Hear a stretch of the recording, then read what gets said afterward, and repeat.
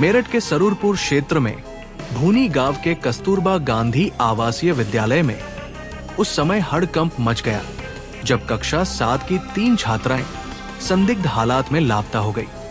घटना की जानकारी मिलते ही पुलिस और शिक्षा विभाग की टीमें सक्रिय हो गई और छात्राओं की तलाश के लिए सर्च ऑपरेशन शुरू कर दिया गया। विद्यालय के आसपास लगे सीसीटीवी कैमरों की फुटेज खंगाली जा रही है ताकि छात्राओं की गतिविधियों का पता लगाया जा सके। इस घटना के बाद विद्यालय स्टाफ की लापरवाही भी सामने आई है, जिससे मामले की गंभीरता और बढ़ गई है। बताया जा रहा है कि विद्यालय से मेरठ की 2 और सरधना की एक छात्रा लापता है। जांच में पता चला है कि विद्यालय परिसर में पीछे की दीवार टूटी हुई है। शायद छात्राएं यहीं से भाग निकली है। प्रशासनिक अधिकारियों में घटना को लेकर खलबली मच गई है और छात्राओं की खोजबीन में कई टीमें लगी हुई है। जी, ये ग्राम भूनी है, मेरी कॉन्स्टिट्यूएंसी का गांव है। यहाँ पर स्कूल है कस्तूरबा बाई स्कूल, जिसमें 3 बच्चियाँ गायब हो गई। यहाँ पर इसकी सूचना मुझे अक्षित त्यागी भूनी और ग्राम प्रधान द्वारा दी है। इन्हें इस मामले का संज्ञान में आया इनके लगभग 7-8 बजे के करीब। यहाँ वो आए, उन्होंने बीएसए से पूछा, भाई आप यहाँ क्या कर रही हैं, कैसे क्या मामला हुआ। उनके साथ दुर्व्यवहार हुआ यहाँ मैनेजमेंट के द्वारा। उन्होंने मुझे कॉल करा, मैंने डीएम साहब से बात करी।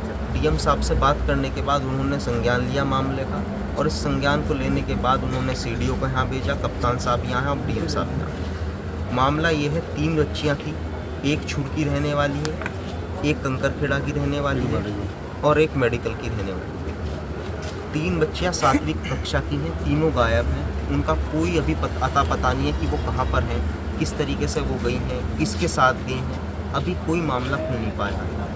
देखिए, ये कस्तूरबा स्कूल है सरूरपुर ब्लॉक में, सरूरपुर में। वहाँ पे कक्षा 6 से 8 तक की पढ़ाई होती है, जो कि रेजिडेंशियल स्कूल है गवर्नमेंट का। और उसमें 3 बच्चियाँ, हम लोग को रात में लगभग 9:45 बजे सूचना मिली कि 3 बच्चियाँ स्कूल में नहीं हैं विद्यालय में। और बच्चियाँ लगभग 3 बजे तक, जैसा कि वहाँ के वार्डन और शिक्षिका ने बताया, 3 बजे तक विद्यालय में। सूचना मिलते ही मुख्य विकास अधिकारी, अपर जिलाधिकारी प्रशासन को और बीएसए को हमने तुरंत भेजा वहाँ पे। बीएसए को पहले से मालूम था, तो बीएसए थोड़ा पहले पहुँच गई थी। उसके बाद बीएसए से मैंने कुछ जानकारी ली और इसके बाद मैं और एसएसपी साहब भी गए और पूरी तथ्यों की जांच की। और लगभग 4-5 घंटा हम लोग पूरी रात्रि में सारे परिसर को देखा। विद्यालय के टीचर्स जो वहाँ रहते हैं, 5 टीचर्स हैं, उनसे बात की, बच्चों से बात की।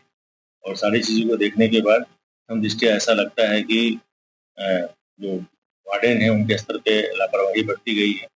और जो सूचना बहुत विलम्ब से हम लोग को दी गई थी, समय पे सूचना जबकि उनको देना चाहिए था, तो इसकी हम प्रत्यक्ष से जांच करा रहे हैं। सीडीओ और अपर जिलाधिकारी प्रशासन की हमने ज्वाइंट कमेटी गठित कर दी है। वो लोग इसको पूरी इंक्वायरी कर रहे हैं, डिटेल रिपोर्ट सबमिट करेंगे।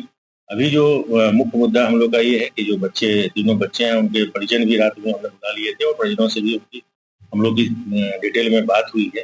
2 बच्चे के परिजन आ गए थे। एक बच्चे के परिजन के मदर नहीं है, फादर स्टेप फादर है, तो जिसके कारण उनकी सिस्टर शामली में रहती है, उनसे भी संपर्क करने का प्रयास किया गया, पर उनके सिस्टर ने आने से मना कर दिया। फिर भी हम लोगों ने पूरी टीम रात में ही शामली भेजी ताकि उनसे कुछ जानकारी प्राप्त हो सके। और पुलिस विभाग इसमें तत्परता से रात्रि से ही जितने फ़ोन नंबर हैं उस पर सर्विलांस पे ले लिया गया है और बाकी कार्रवाई की जा रही है। और उम्मीद है कि जल्द ही इस बच्चे जो है सकुशल बरामद हो। कल देर रात्रि में पुलिस को सूचना प्राप्त हुई कि एक रहवासी स्कूल से 3 छात्राएं जो हैं वो चली गई हैं। इस पर तत्काल एसपी ग्रामीण के नेतृत्व में टीम बनाकर तलाश शुरू करवाई गई है। इसमें 4 टीमें लगी हैं और कुछ साक्ष्य पुलिस को प्राप्त हुए हैं, जिसके आधार पे हमें विश्वास है कि शीघ्र ही उनको बरामद कर लिया जाएगा। और इसमें कल मामले की गंभीरता को देखते हुए मेरे और जिलाधिकारी महोदय द्वारा भी घटनास्थल निरीक्षण किया गया और वहां पर लोगों से बातचीत कर जो महत्वपूर्ण चीज़ें थी उनकी जानकारी की गई। इसमें टीमें लगी हैं और शीघ्र ही इनकी बरामदगी। ये वीडियो अच्छी लगी है तो लाइक, शेयर, सब्सक्राइब करें और कमेंट्स में अपनी राय ज़रूर दें।